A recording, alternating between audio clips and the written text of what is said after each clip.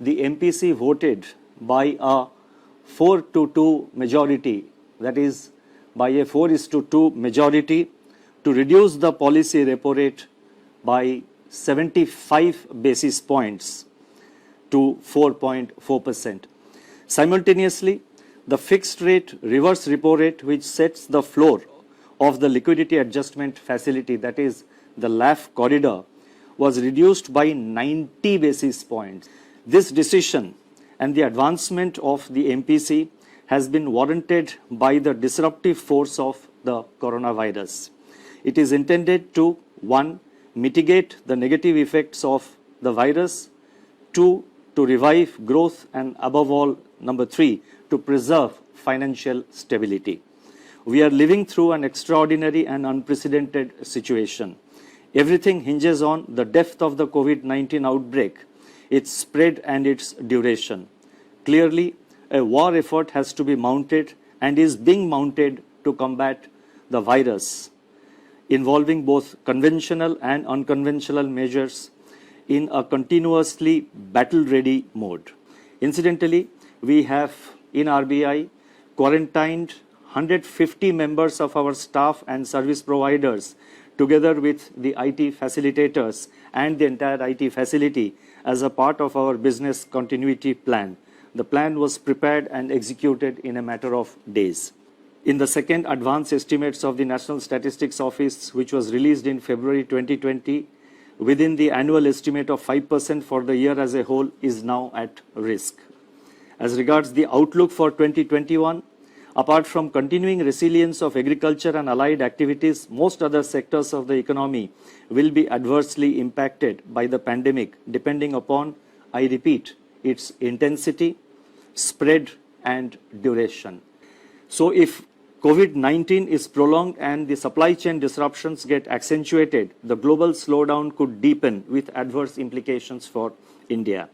The slump in international crude prices could, however, provide some relief in the form of terms of trade gains. Downside risks to growth arise from the spread of COVID-19 and prolonged lockdowns. Upside growth impulses are expected to emanate from monetary, fiscal, and other policy measures and the early containment of COVID-19. As regards inflation, the prints of January and February 2020 indicate that actual outcomes for the quarter are running 30 basis points above our earlier projections, reflecting the onion price shock. Looking ahead, food prices may soften even further under the beneficial effects of the record food grain and horticulture production, at least till the onset of the usual summer uptick. Furthermore, the collapse in the crude prices could work towards easing both fuel and core inflation pressures, depending on the level of pass-through to the retail prices. As a consequence of COVID-19, aggregate demand may weaken and ease core inflation further. Heightened volatility in financial markets could also have a bearing on inflation.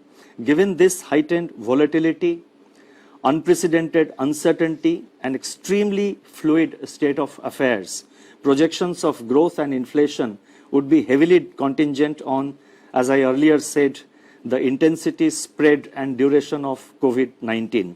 Precisely for these reasons, the MPC decided to refrain from giving out specific growth and inflation numbers because the situation is fast changing and the outlook is extremely uncertain. To help banks tide over the disruption caused by COVID-19, it has been decided to reduce the cash reserve ratio, CRR, of all banks by 100 basis points to 3% of net demand and time liabilities, that is NDTL, with effect from the reporting fortnight beginning March 28th for a period of 1 year. Furthermore, taking cognizance of hardships faced by the banks in terms of social distancing of staff and consequent strains on reporting requirements, it has been decided to reduce the requirement of minimum daily CRR balance maintenance from 90% to 80%, effective from the first day of the reporting fortnight beginning March 28, 2020. This is a one-time dispensation available up to June 26, 2020. These three liquidity measures relating to TLTRO, CRR and MSF will inject a total liquidity of 3,74,000 crore to the system. 3.74 lakh crore to the system. All commercial banks, including regional rural banks, small finance banks and local area banks, cooperative banks, all India financial institutions and NBFCs, including housing finance companies and microfinance institutions, that is all lending institutions basically in the system, are being permitted to allow a 3-month moratorium. I repeat, all the lending institutions are being permitted to allow a moratorium of 3 months on payment of installments in respect of all term loans outstanding as on 1st March 2020. The second measure under this relates to deferment of interest on working capital facilities. In respect of working capital facilities sanctioned in the form of cash credit, overdraft, lending institutions are being permitted to allow a deferment of 3 months on payment of interest in respect of all such facilities outstanding as on 1st March 2020. The accumulated interest for the period will be paid after the expiry of the deferment period. The moratorium on term loans and the deferring of interest payments on working capital will not result in asset classification downgrade. The next announcement relates to easing of working capital financing. In respect of working capital facilities sanctioned in the form of cash credit, overdraft, lending institutions are allowed to recalculate drawing power by reducing margins and or by reassessing the working capital cycle for the borrowers. Such changes, I repeat, such changes will not result in asset classification downgrade. The moratorium on term loans, the deferring of interest payments on working capital and the easing of working capital financing, which I just announced, will not qualify as a default for the purpose of supervisory reporting and reporting to credit information companies by the lending institutions. Hence, there will be no adverse impact on the credit history of the beneficiaries. Together with the liquidity measures announced today, RBI's liquidity injection works out to about 3.2% of the GDP.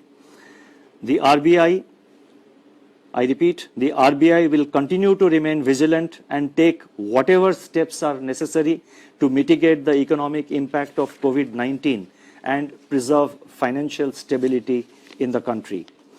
As I have mentioned in my earlier interaction with the media, depositors of commercial banks, including private sector banks, need not worry on the safety of their funds. I would therefore urge members of public as well as various public authorities who have deposits in private sector banks not to resort to any panic withdrawal of their funds. Their funds are safe.